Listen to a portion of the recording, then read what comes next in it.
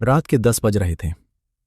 दिल्ली का एक छोटा सा किराए का कमरा, चारों तरफ अखबारों के ढेर और एक लैपटॉप जिसकी स्क्रीन पर लिखा था स्टोरी रिजेक्टेड। अर्जुन शर्मा, 32 साल का पत्रकार, कभी बड़े अखबार में था, पर जब उसने एक नेता के खिलाफ सच लिखा तो नौकरी गई। तब से फ्रीलांस था। पैसे कम थे, पर जमीर अभी बाकी था। उस रात उसके पुराने दोस्त का कॉल आया।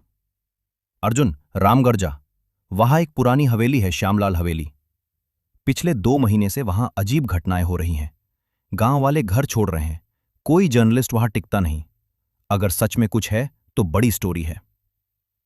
अर्जुन ने एक पल सोचा, फिर अपना पुराना बैग उठाया, रिकॉर्डर रखा, नोटबुक रखी और निकल पड़ा। सुबह की बस, 6 घंटे का सफर। और जैसे जैसे रामगढ़ नजदीक आया, रास्ते सुनसान होते गए, पेड़ घने होते गए, आसमान का रंग बदलता गया। रामगढ़ पहुंचकर अर्जुन ने देखा एक अधमरा गांव। उसने एक चाय की दुकान पर बैठकर पूछा, श्यामलाल हवेली कहाँ है? दुकानदार का हाथ कांपा, चाय का कप लगभग गिरा। साहब, वो रास्ता मत पूछो। पर अर्जुन रुकने वालों में से नहीं था।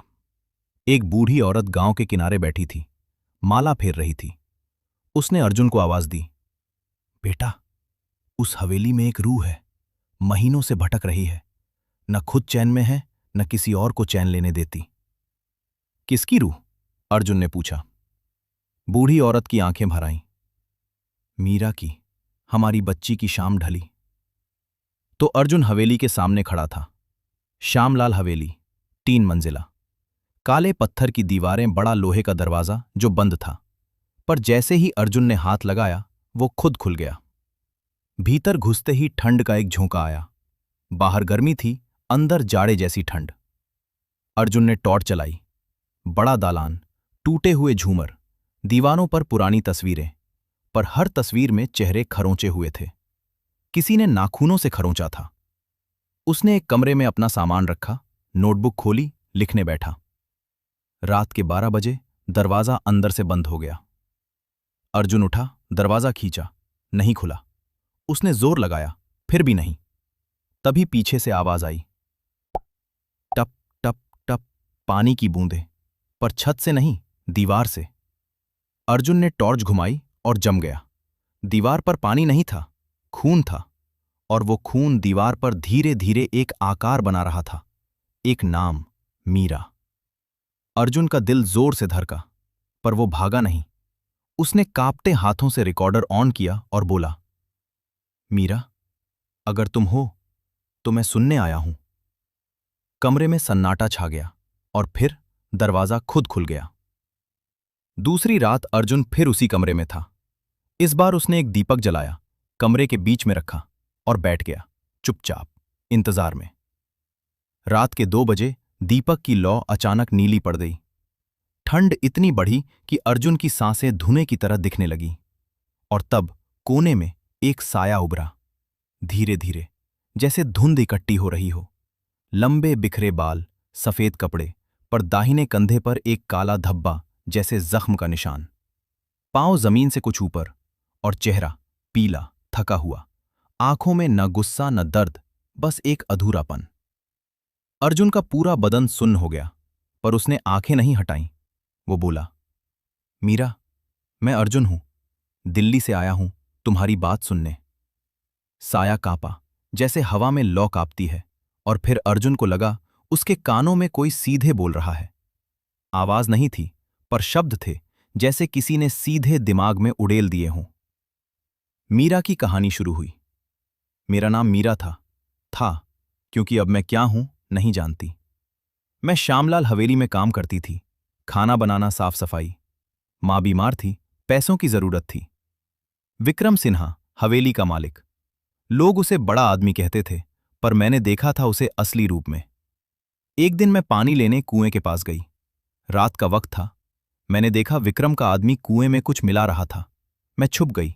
सुना, जहर डाल, 2-3 दिन में आधा गांव बीमार होगा, जमीनें सस्ते में मिलेंगी। मेरे हाथ कांपे, पर दिमाग चला। अगले हफ्ते मैंने सब इकट्ठा किया, रसीदें, चिट्ठियां, एक डायरी जो विक्रम के आदमी की थी। सब कुछ एक डिब्बे में रखा और हवेली के पिछवाड़े जमीन में छुपा दिया।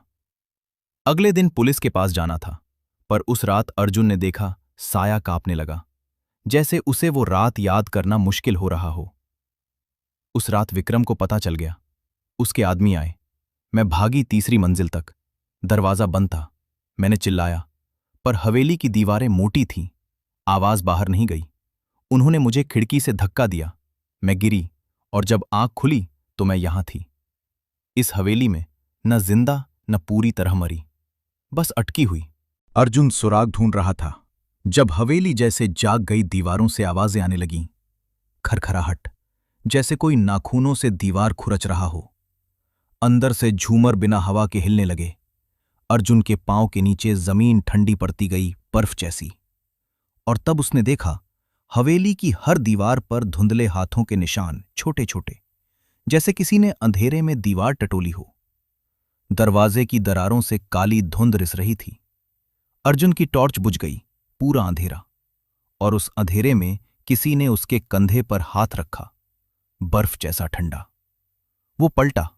कोई नहीं था, पर उसकी नोटबुक के पन्ने खुद पलट रहे थे। एक पन्ने पर रुके वहां एक नक्शा बना था हवेली के पिछवाड़े का। एक जगह पर गोला। मीरा उसे रास्ता दिखा रही थी। अगली सुबह अर्जुन ने वो जगह खोदी। 3 फुट नीचे एक जंग खाया हुआ डिब्बा खोला तो हाथ कांपने लगे। रसीदें, चिट्ठियां, एक डायरी और एक कागज विक्रम के हस्ताक्षर के साथ। सब कुछ बरकरार। अर्जुन ने वो स्टोरी लिखी जो उसने जिंदगी में कभी नहीं लिखी थी। उसने वो सब सीबीआई को सौंपा। विक्रम सिन्हा गिरफ्तार हुआ। गिरफ्तारी की रात अर्जुन हवेली में आखिरी बार गया। दीपक जलाया, बीच में रखा और बैठ गया। थोड़ी देर बाद वो साया आया, पर इस बार कुछ अलग था। बाल सुलझे हुए थे, चेहरे पर वो अधूरापन नहीं था। अर्जुन बोला, मीरा, इंसाफ हो गया। साया एक पल रुका और फिर धीरे धीरे उसके चारों तरफ एक रोशनी उभरी, हल्की सी, गर्म, जैसे सुबह की पहली धूप। दीपक की लौ जो इतने दिनों से नीली थी वापस पीली हो गई, और मीरा बिना कुछ कहे उस रोशनी में घुलती चली गई। जाते जाते बस एक पल के लिए अर्जुन को लगा किसी ने उसका हाथ थामा, और फिर कुछ नहीं। हवेली में पहली बार सच्ची शांति उतरी।